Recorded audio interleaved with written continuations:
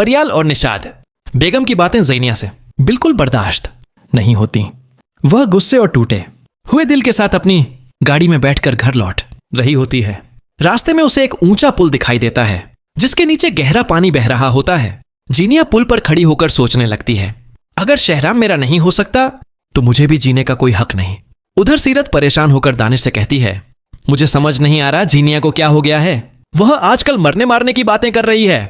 जब मैंने उसे फोन करके पूछा कि वह कहाँ है और अभी तक घर क्यों नहीं आई, तो उसने रोते हुए कहा कि बहुत जल्द उसकी मैयत घर पहुंच जाएगी। मुझे डर लग रहा है कहीं वह खुद के साथ कुछ न कर बैठे। दानिश, जो असल में जीनिया की सारी प्रॉपर्टी अपने नाम करवाने के इरादे से उसके करीब आया था, मन ही मन सोचता है कि अगर जीनिया मर गई तो उसका पूरा प्लान खत्म हो जाएगा। वह तुरंत जीनिया के मोबाइल की लोकेशन निकालता है और सीरत से कहता है, नंबर की लोकेशन एक बड़े पुल के पास की आ रही है, आप फिक्र मत करें, मैं अभी जाकर देखता हूं। दानिश तेज रफ्तार से गाड़ी चलाते हुए वहां पहुंच जाता है। जैसे ही जीनिया पुल से छलांग लगाने के लिए आगे बढ़ती है, दानिश उसका हाथ पकड़ लेता है और कहता है, खुद को इस तरह खत्म मत करो। ओह, तुम्हें हालात का सामना करना चाहिए। जिन लोगों ने तुम्हें इस हालत तक पहुंचाया है उनके नाम बताओ, मैं तुम्हारे साथ हूं। जीनिया रोते हुए उसके गले लग जाती है और कहती है, फरियाल की वजह से शहराम मुझसे दूर हुआ। मैं उसे कभी खुश नहीं देखना चाहती। जिस तरह मेरी जिंदगी बर्बाद हुई है, मैं चाहती हूं उसके साथ भी वही हो। दूसरी तरफ अस्पताल में ऑपरेशन के दौरान शहराम की हालत अचानक ज्यादा खराब हो जाती है। डॉक्टर काफी परेशान हो जाता है। जब निशात बेगम डॉक्टर से शहराम के बारे में पूछती हैं तो वह बताता है कि मरीज की हालत बेहद नाजुक है और अभी कुछ भी कहना मुश्किल है। यह सुनकर फरियाल की आंखों से आंसू बहने लगते हैं। वह नमाज की जगह पर बैठकर रोते हुए दुआ करती है, या अल्लाह, शहराम को कुछ ना हो। लोग पहले ही मुझे मनहूस समझते हैं, अगर उन्हें कुछ हो गया तो सब मुझे ही जिम्मेदार ठहराएंगे। उधर दानिश जीनिया को वापस घर ले आता है।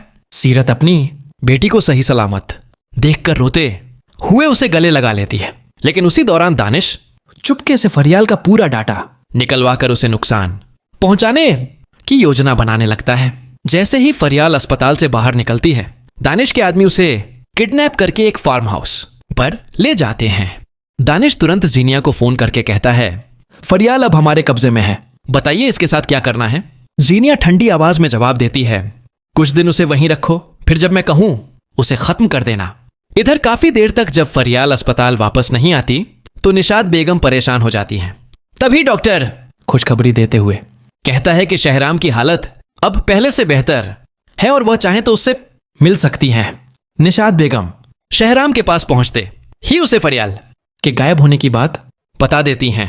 यह सुनते ही शहराम परेशान हो जाता है और कहता है, आप फिक्र ना करें, फरियाल को कुछ नहीं होगा। इसके बाद शहराम खुद फरियाल को ढूंढने निकल पड़ता है। काफी तलाश के बाद भी जब उसका कोई पता नहीं चलता तो वह फरियाल के मोबाइल की लोकेशन निकालता है और आखिरकार उन लोगों तक पहुंच जाता है जिन्होंने उसे अगवा किया होता है। वहां पहुंचकर शहराम फरियाल को बंधा हुआ पाता है। वह तुरंत उसकी रस्सियां खोलता है और उसे लेकर वापस निकल पड़ता है। रास्ते में अचानक फरियाल बेहोश हो जाती है, जिसके बाद शहराम उसे फौरन अस्पताल लेकर पहुंचता है।